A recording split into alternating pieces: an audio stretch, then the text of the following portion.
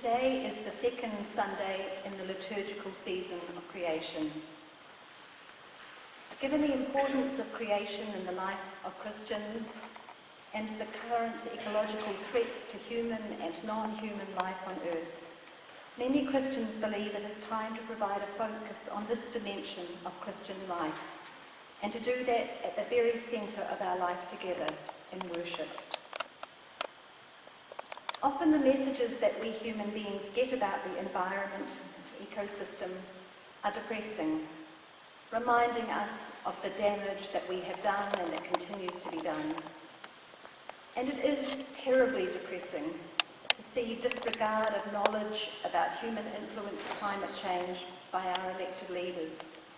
And this week we saw the appalling callousness with which a cabinet minister regards the life-threatening impact of rising sea levels on Pacific peoples. We could legitimately despair. In the season of creation, we need to hear and know the harsh scientific and political realities. But if we are going to change how we live, we also need to recapture a spirituality of creation.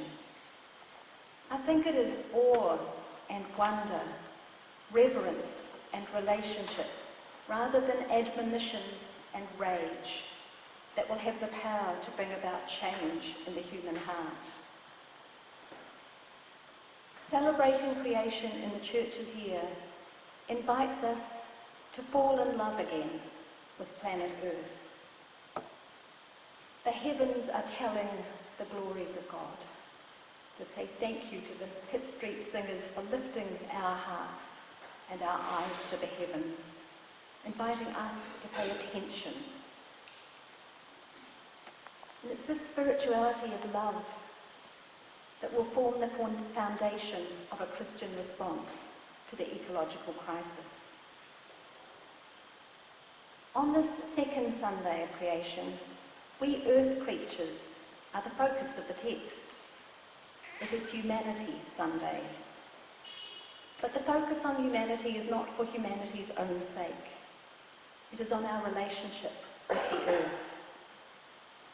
We've heard two Bible readings from Genesis, telling of the creation of humanity and the relation of humanity to earth. The dramatised conversation, which is one of the resources from the season of creation, from the material that's available on the internet, illuminates the tensions and the differences between these two accounts in Genesis. I think it's still important to say at the outset that neither Genesis reading is concerned with creationism. They're not science texts. You can believe in evolution, and I hope you do, and still find truth here, but it's a different kind of truth. These texts were written thousands of years ago, and they are concerned with God's relationship with earth. They were authored by different peoples at different times, and they disagree with one another about how human beings should relate to the earth. The story in Genesis 1 is not the older story, even though the Bible has it come first. It comes from a much later period than Genesis 2, and is the biblical text that has probably caused the most damage to the earth. The Genesis 1 story tells us that God blessed humanity and said to them, "Be fruitful and multiply, fill the earth and subdue it, and have dominion over the fish of the sea," etc.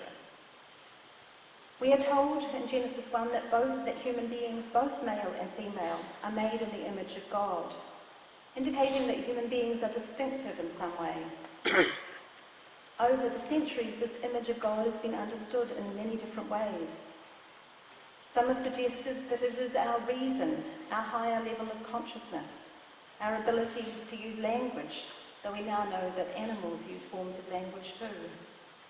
Others have suggested that it is our capacity to worship and to experience a spiritual dimension in life. But according to this text, human beings are to multiply so that they can rule over other creatures and subdue the air and subdue the earth. In other words, human beings may also express the image of God when they exercise their roles as rulers over earth, and that is a problem. Does the Bible give us the right to dominate and subdue creation, including indigenous peoples who have been often regarded in Christian history as closer to animal life than human life? As it stands in Genesis 1, we hear language of ruling and subjugation. This text wasn't a problem for interpreters in previous generations. They were mostly happy to see themselves representing God and dominating creation.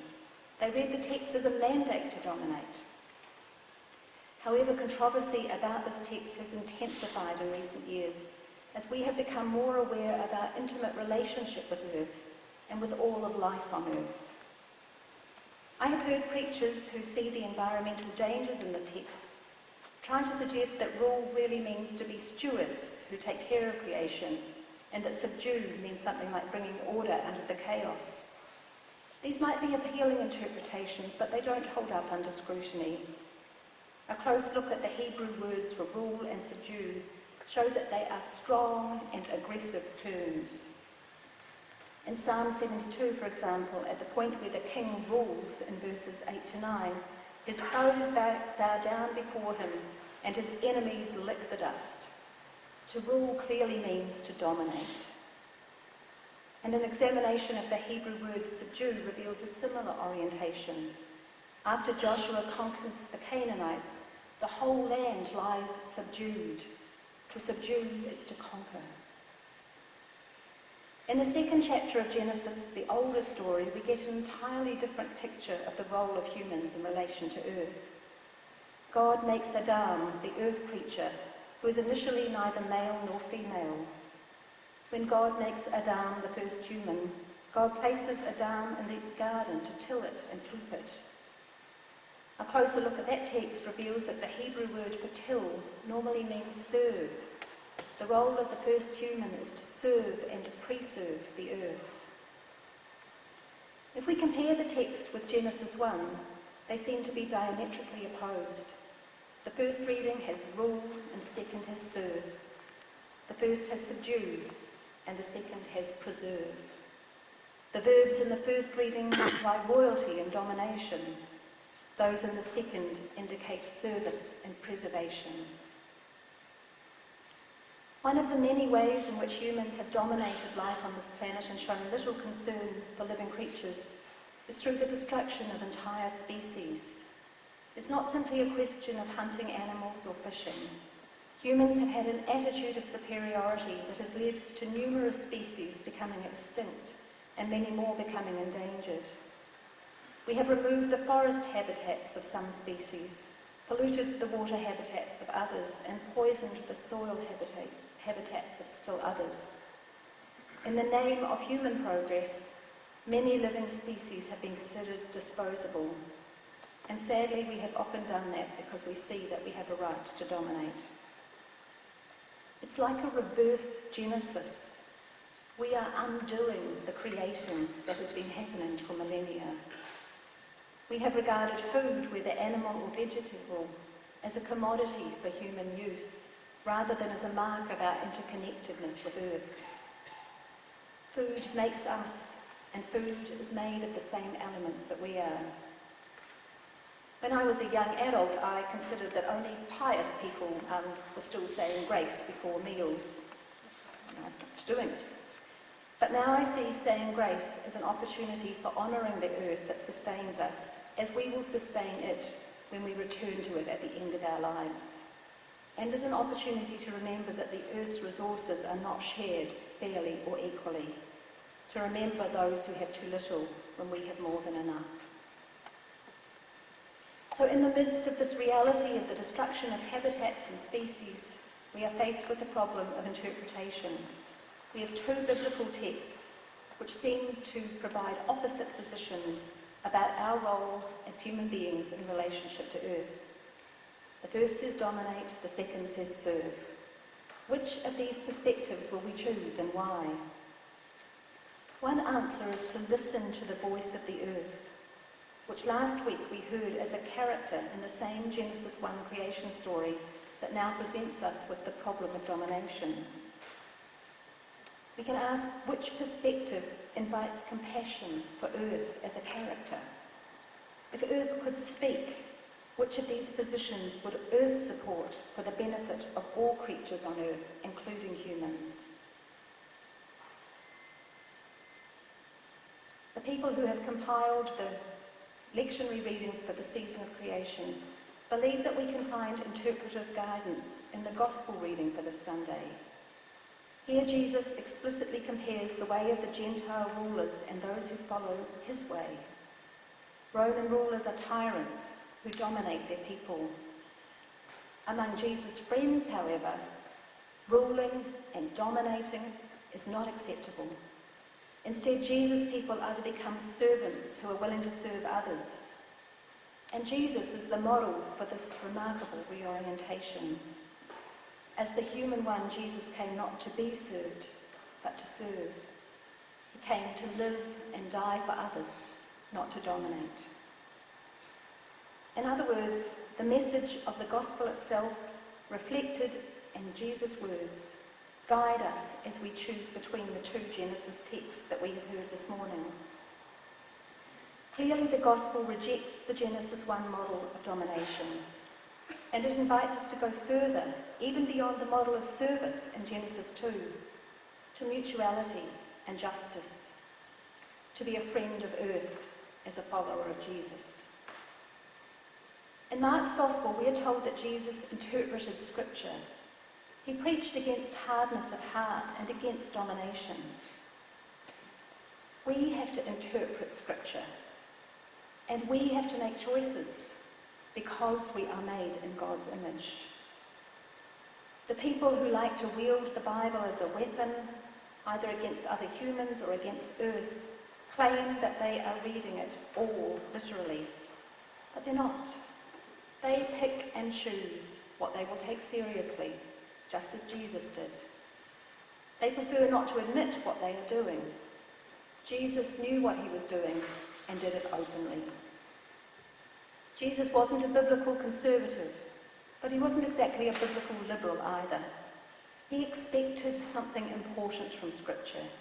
He expected to be challenged and surprised by God. And he also expected that when you are challenged and surprised by God, some of the details enshrined in the sacred text will be revealed for what they really are, as concessions to hardness of heart and domination. And so they will have to go.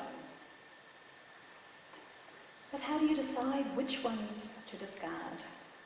This is still a challenging and disturbing question for many people.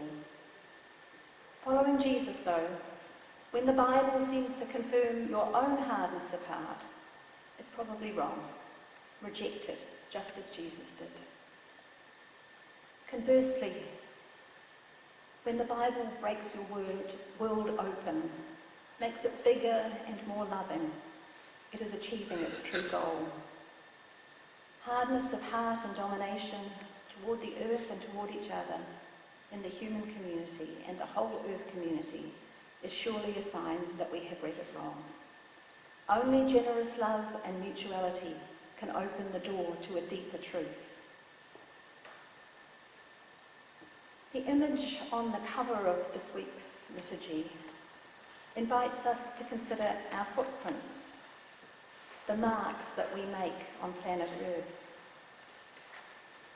Are we sharing in and benefiting from the bulldozing, the mining, fracking, carbon-producing, oil-consuming activities that will leave scars on the planet that will take generations to recover if it ever recovers?